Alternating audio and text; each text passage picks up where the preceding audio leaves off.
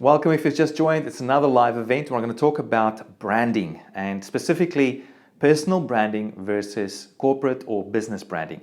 Which one should you do? Which one is best? Which one should you focus on? Which one should you grow? Or should you focus on both of them or maybe multiple ones? So that's what this call is about today. If you've just joined, there's a comment area over there. I'd love to hear your comments. I'll check them throughout the call, but I'll also hone in on them more towards the end and answer some questions for you if you have any. If you're on mobile, it might be below this video. Please give us a thumbs up and share this wherever you can using the sharing functions on YouTube. That'll be just fantastic. All right, so I've been doing business now as an entrepreneur, for 10 years, for almost 10 years. I think in June, July this year, it'll be exactly 10 years. And before that, I was qualified as an engineer and a master in engineering management, and I did project management and business development, all this sort of stuff. I worked for 5 years after my studies, and then I quit my job and became an entrepreneur. So I went cold turkey, completely cold turkey. And one of the key things that stared me in the face at the beginning was, what should I do? Not just a business, but what kind of brand should I build? Should I build a brand that's based on me, or should I build a brand that is based on more a brand, like a business brand, like a Nike or an Adidas or a Microsoft or whatever, So as opposed to, say, Microsoft versus Bill Gates, So that was the big question for me. And so over the last 10 years, I've experimented with a lot of different things. I've set up and built multiple different brands that was not necessarily branded as me, but I've also set up my own personal brand and have been experimenting with that and seeing what happens. So I guess just more recently, so I had my Gideon Shalwick brand, which had been neglected over the last 3 or 4 years. Since then, I've been working on 2 other big brands, the Splashio brand and the V-Roll brand, as 2 business startups. And so I've been learning a lot about branding. So before I get into what I think is a good strategy for you to use, let me quickly go to the questions and comments and make sure that you're all set, and then we'll get into that bit as well. Maybe you've got a question already that I can answer before I get into what I think is a really good setup. Okay, all right, the RC vlog saying, hi Gideon from Denver. Hi, Denver, Colorado. 24 Karat Crochet saying, my first impulse answer to your question is both are just as important. Love to hear what you and others have to say. Yeah, okay, so what do you think? Just before I get into it, what do you think? So 24 Karat Crochet saying both is important. Okay, what do you think? Everyone else on the call. Do you think it's better to focus on a personal brand or a business brand, or both, or multiple brands? Let's see what you guys think, and I'll read those out and give you a bit of a shout out as we go through the call. So we're just waiting. As we wait for those to come in, I'm going to start drawing some pictures for you on the whiteboard, because that's the whole reason why I'm in this room, because I wanted to set that up for you guys. Let me just grab something. Okay, here we go. So to grab a cloth so I can wipe stuff out.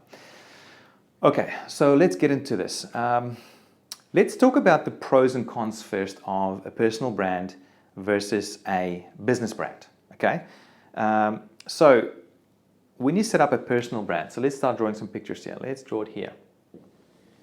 So there's P for personal brand. So the pros, and I'm noticing something weird here. I think what's happening here is that my video is a mirror image. Are you guys seeing are you seeing a P there that is not the right way around? Let me know. That'd be a bit of a bummer, which would mean I would just draw pictures instead of writing, which could still work. Okay, so let's see. Yeah, back to front. Okay, so that's interesting. This app that I'm using, Wirecast Go, sends the video back to front. I have no idea why. Let me see if I can fix that, because that'd be kind of cool. No, I don't think I can fix that. Let's see. There's a bit of a vignette. Do you like it? Let's take this vignette off. Yeah, so I am sorry, it doesn't look like I can change that. Anyway, okay, so I will just perhaps try and write the wrong way around so you can read what I'm saying. So that's P. Does that look like a P? Personal brand and business brand. Okay, that's probably going to be the full extent of my writing the wrong way around. So pros with a personal brand. So with a personal brand, what I found is the best thing that you have with that is connection with your audience. So just like what I'm doing on this channel right now, you guys watching me, you're connecting with me, you're connecting with Gideon Shalwick. You're not connecting with some corporate dude in a suit where you're wondering whether you should trust him or not. And the connection is much more straightforward. People don't connect via a brand and then through an employee or whatever else. They're connecting with a person, right? And so what that means is when you have better connection with someone, then you have much better engagement. And when you have better engagement, then that leads to all sorts of other really good things. It means people pay more attention, they watch longer, and also conversion rates when you ask people to do something. So compliance, as Robert Cialdini would talk about, it goes through the roof because people have that connection with you. All these things work together with a personal brand. Some other benefits of a personal brand, let me just think here. A personal brand is perhaps easier to set up because there's only you that you've got to consider. You don't have to think about a big business thing, and it's just you. You don't have to invent something new. You just have to be you, and maybe expand that and make that bigger. So it's a lot easier, I think, to build up a personal brand. Now, some drawbacks with a personal brand is that it's limited in quite a big way. It's limited in the sense that you can't sell it, or maybe you can, but it's very difficult. And once you sell it, you can't use your personal brand anymore. So that's a problem, especially if you want to put a lot of time and effort into it and scale it and turn it into a valuable asset that you can leverage, but you can't sell it, right? So that's one thing to keep in mind. So you can end up spending all this time building up this equity and building up this asset, but then not be able to sell it. So say if you want to stop doing it, what do you do with it? So it kind of feels like could feel like a waste of time, especially if you don't want to continue your personal brand. So that's one big drawback with a personal brand. Now, with a business brand, it has pros and cons as well. The big drawback with the business brand is that it's not as personal. It's more difficult to create that personal connection with your audience. And in this day and age, that's becoming more and more important. I mean, look at me. I'm just sitting here on my iPhone and connecting with you guys. That's not that difficult to do. But as a brand, it becomes harder to do because there's so many moving variables. If you have a company of, 100 people and they all pop up with their iPhones and do live streams like this, it becomes very difficult to control and to control the brand image and the brand message. So that's one big drawback. It's much harder to connect personally as a corporate brand or business brand than it is with a personal brand. The huge benefit, though, with a business brand is that you can build it up as an asset. It becomes a valuable entity that you can sell later on. So say, for example, you start up in your business and you kind of get sick of it, or you just build it up to a level, you maybe still love it, but you feel ready to move on. You're then able to get rid of it. You're able to sell it for a profit, which you can't do with a personal brand, of course. A couple of other things with the personal brand and business brand. That just slipped my mind. Okay, maybe it'll come to me. There's a couple more things that I think that are pros and cons with personal brands. Okay, so with this in mind, you're thinking, how do I set this up? What do I focus on? There's obvious pros and cons with both. And obviously some of it will, a personal brand might appeal more to others and then to some. So some people might be very keen to build up a personal brand, but some others will think, no, I don't want to be seen. I just want to build a business brand and be behind the scenes. Maybe you want to have a bit of both. Maybe you have a combination. So what is the best way to set this up? Or what is some possible ways to set this up? So obviously you can go, the cold turkey method where you just focus in on just the personal brand or just the business brand. So, and then you just focus in on that and you build it up as much as you can. So that's kind of what I've done. I actually started off building some business brands. I did the Become a Blogger brand with Yara Stark. I did the Free Magic brand with JJ. Both those brands were very successful, but it wasn't based on me. So what was good was I could exit myself from that business. Today, JJ is running the Free Magic Live brand, and Leslie is running the Become a Blogger brand. So Yara also exited himself from the Become a Blogger brand. But then after that, I created another brand called Rapid Video Blogging, which is really me. You know, it had a different name, but it was really me. It was really based on my personal brand, the Gideon Shalwick brand. And then for a while there, that's all I did. I just focused in on my personal brand. I probably did that for 2 or 3 years, and it was great. But the key thing that bothered me was this thing that, you know, what if I want to sell it? You know, or I started feeling a bit limited, and I felt a little bit, you know, claustrophobic with just doing the personal brand. And that's when I went back to doing the Splashio brand and the V-Roll brand now more recently as well. So I guess I've gone, you know, full circle. And now I'm coming back. I'm coming back again to my personal brand. And so the way that I think, or that I'm planning to set this up now, is like this, which I think is actually a really good way. It's kind of what I had in mind originally when I set up my personal brand, but I think this can be a really good way. It's not necessarily easy, but I think it can be very effective. So the way that I think is a really good way to set this up these days with the tools we have available is like this. As an entrepreneur, okay, I've got to remember to write the other way around. All right, that requires a bit of thinking.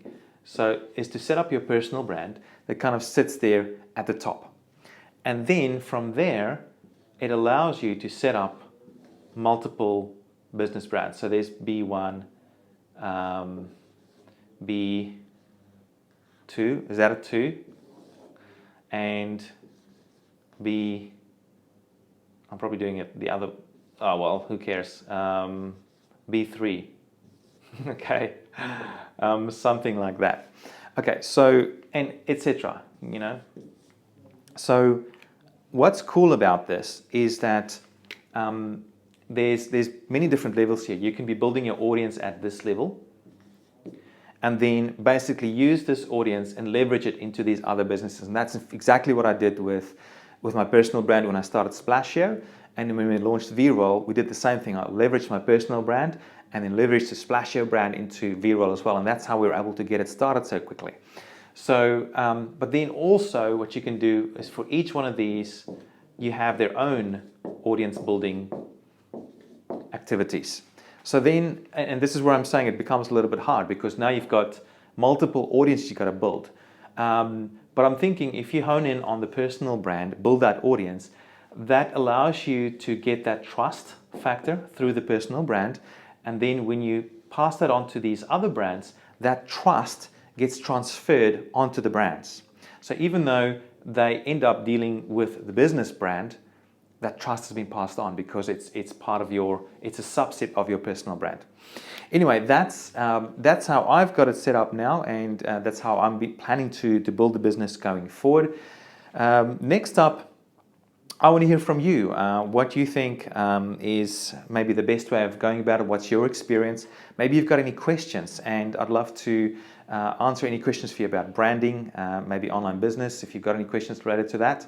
Now's your time. There's some questions, comments over there, and below the video, I think, if you're on mobile. So I'm going to get my little iPad and have a look at your questions. All right, so let's have a look here. All right, yeah, so back to front. Thanks, guys. So 24 Carat Girl says she can read backwards. Awesome. It doesn't help me much because I can't write backwards. Eden's saying, I couldn't find the solution. All right, for what now? I'm not sure what the solution is for, Eden. Okay, for flipping the camera, yeah. Neither have I. It's kind of weird. So I guess, this app, Wirecast Go, was only released like December last year officially. It had a beta for a few months before that, but it's only like very young still. So I'm expecting some great things for this app, and also hoping YouTube brings out their own live streaming app. How cool would that be? All right, Travel and Hike saying he's from Poland. Hi, welcome. Remember, if you've got any questions, let me know about branding or personal branding or business branding. I've got experience in both now, so I feel qualified to comment on it. Okay, the question from the RC vlog. Do you think that a brand that is heavily linked to you can still be sold later? Okay, great question. So that depends on a number of things. Let me explain this with use of an example.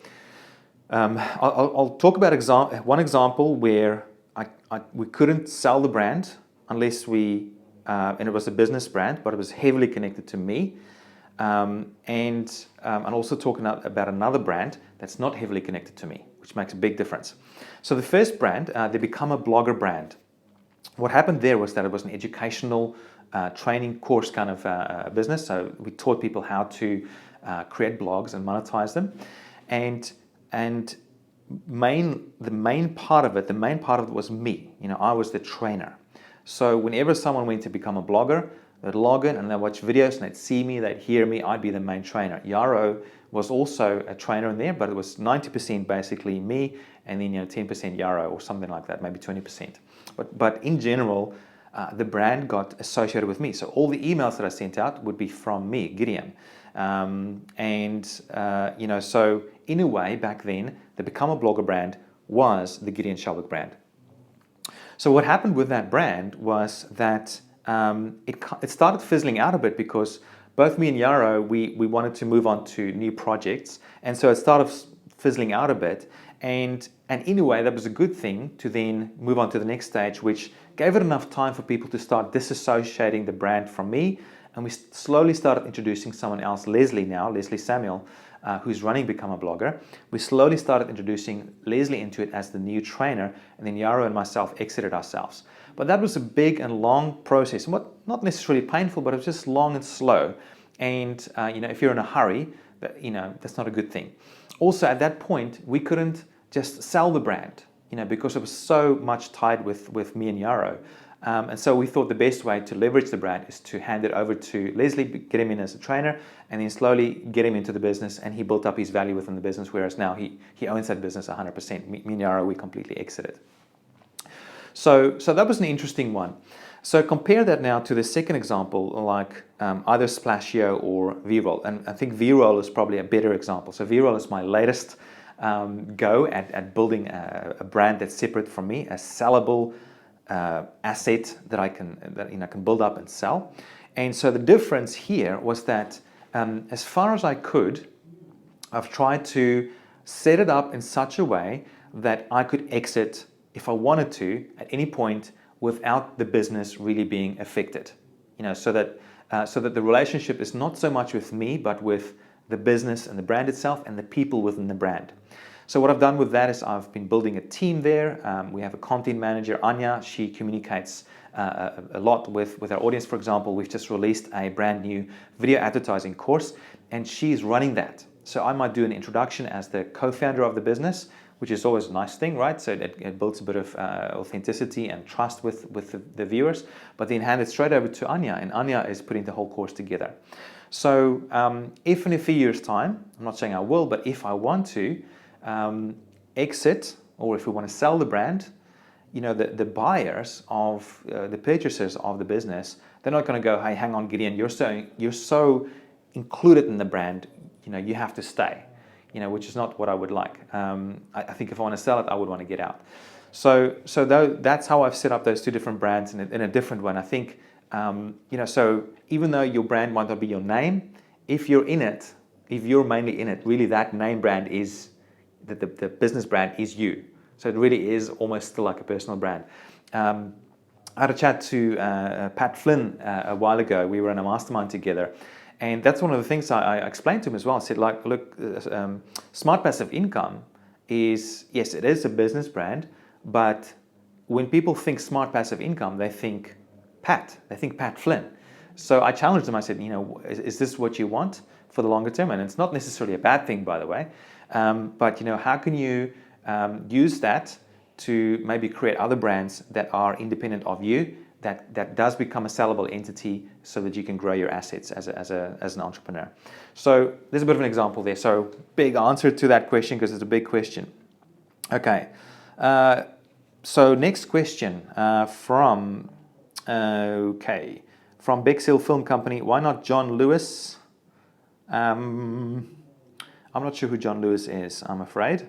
So can you do both simultaneously? So I'm assuming you're asking about running both brands simultaneously. Yes, and absolutely you can. So what I recommend you do is don't try and do like 3 business brands at the same time as your personal brand. Just to get your personal brand started, build some audience there, figure out what their needs and problems and frustrations are, and then build a business, a branded business under that.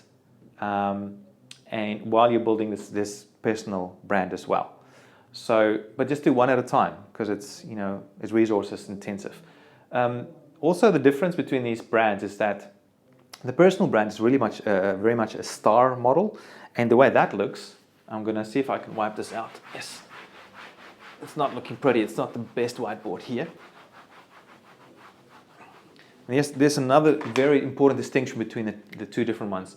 So for the personal brand, it's really it's like a star model, and the person is the star, right? And everyone looks to the star. It's kind of like Oprah Winfrey, and it requires a different model to succeed, a different business model to succeed compared to a branded business. So in general, what it looks like is that you're the center of attention, and you build a team around you like this, where I did that the wrong way around again, didn't I? Personal brand, where you have basically a supporting team, like your entourage, I guess, and they support you in being the star. They take care of all the activities that you're not supposed to do. Your job as the personal brand is to be at the forefront and to build audience and talk to your audience and that sort of thing. Kind of like what I'm doing right here now. I'm doing a star model for this personal brand right now. So I have a team of people around me that take care of a lot of other things. Or I simplify my life, like running this live event, for example. It's just me and the camera. It's a very, very simple setup. So I don't need to worry about coordinating with someone else to come and set this up for me and run it. I can just turn it on and ready to go. So that's the personal brand. So the difference, let's see if I've got space here. Yeah, so I'll try and do it here.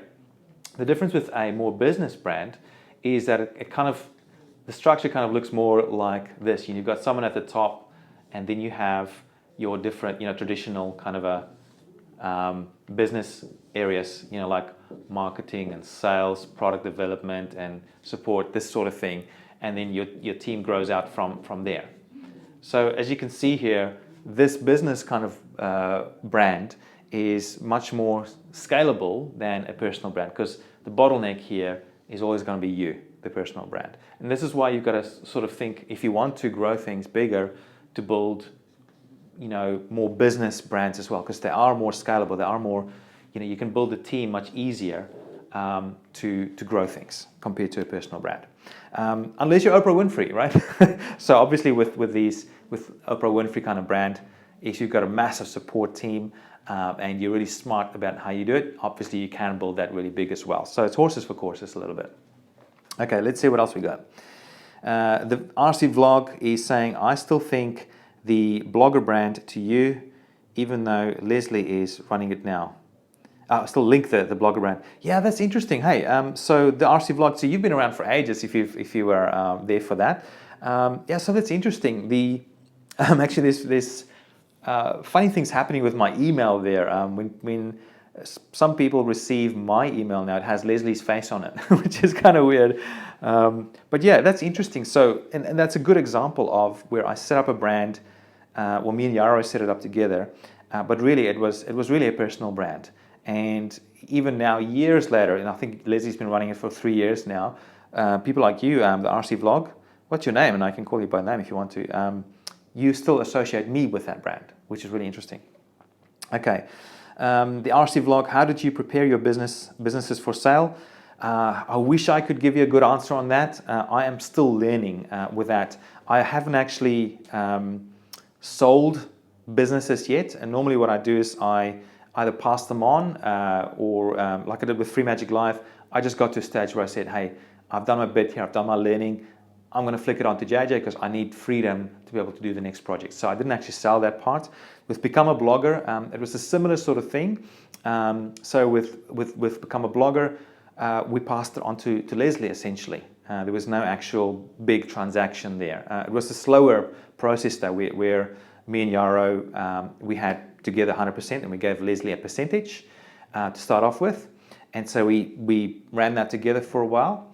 And then as time went by, as Leslie built more equity in the business, he essentially bought himself into the business by spending his time on it. So that business kind of, I'm not sure if you could say we actually sold it, but certainly for the Splashio and V-Roll businesses, those two are much more set up now to sell. I'll show you something interesting here that's worth talking to your lawyer and accountant for when you set up your businesses. And see, this is really. I'll just show you the real basics, and my disclaimer: I'm not a lawyer, and so this is not legal advice at all. This is just how we've set it up for our business, and as a nice way to set things up. But certainly, when you set up the business brand, you've got to think about when you set it up, what is your exit strategy? How are you going to exit? And how are you going to sell it? How's that going to work? So with Splashio, we did something interesting. We actually set up two companies. Let's see if I can do Splashio 1 and actually Splashio Trading and then Splashio Holdings. And there, so there's trading and holdings. And then there was a trust in there as well, and all sorts of other agreements between the companies, etc. I'm not going to go into detail there. But the reason we set it up that way is so that the holding company could hold all the intellectual property. Does that look right? Yes, the IP.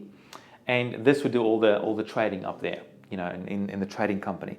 And what that would mean was that there's a protection thing there. So if someone would ever want to sue the trading company, they can't get to the intellectual property.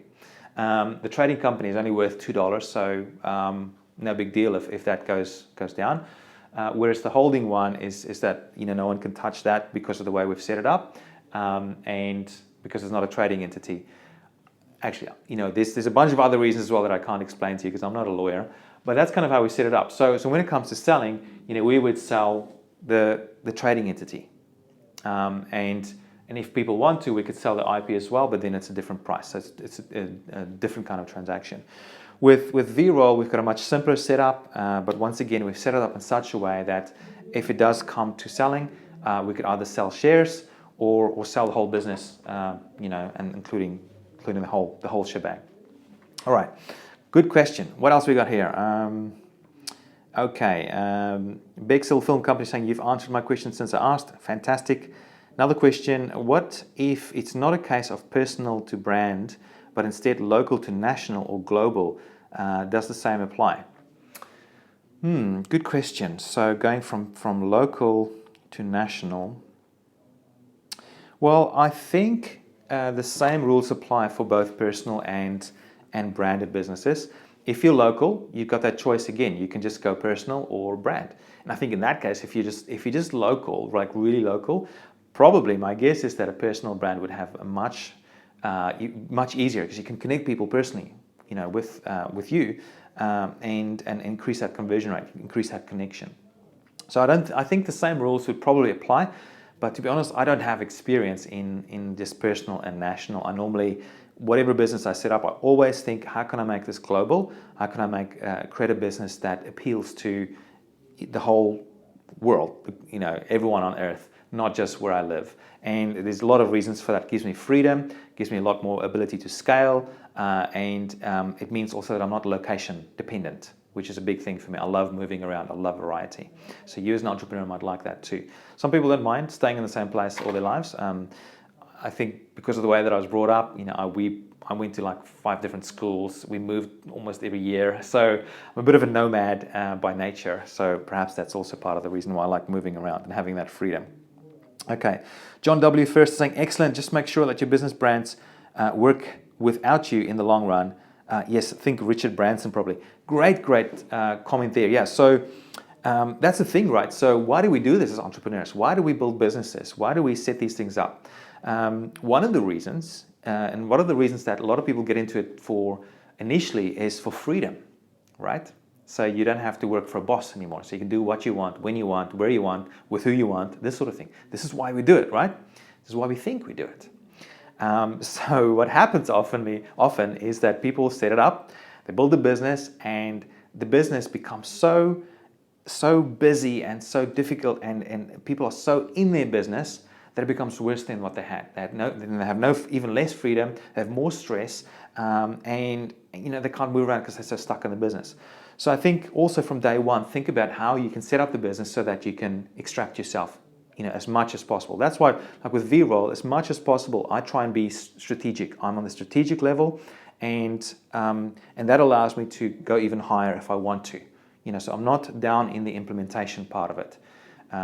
So that's really important. Really, really good question. So set up your businesses so that it's not dependent on you. And that's the trouble with a personal brand. It's always dependent on you, and it is always, you're always the bottleneck in the business. But there are pros. There's pros with that as well. So, for example, I love a personal brand for the reason that I can connect personally with my audience. With V-Roll and with Splashio, that does happen to an extent, but not as much. And I don't want to, because then that brand becomes dependent on me again. So with personal brand, I can just go, boom, connect with you guys, which I really enjoy. I love doing this sort of thing live. I love seeing comments from you guys. I love providing value, and it's a way that I get fulfillment. And by the way, as an entrepreneur, and I think this is something I want to talk about more this year, as I said, we often get into it thinking that it will buy us freedom, and yes, it can. But if you set it up, and once you get that freedom, then what? What is next? Is that really why you're starting a business? Or is there another reason? And I think there is something big there that's being missed at the moment. You'll see a lot of people talking about freedom. Start your freedom business, get freedom from starting your online business, blah, blah, blah.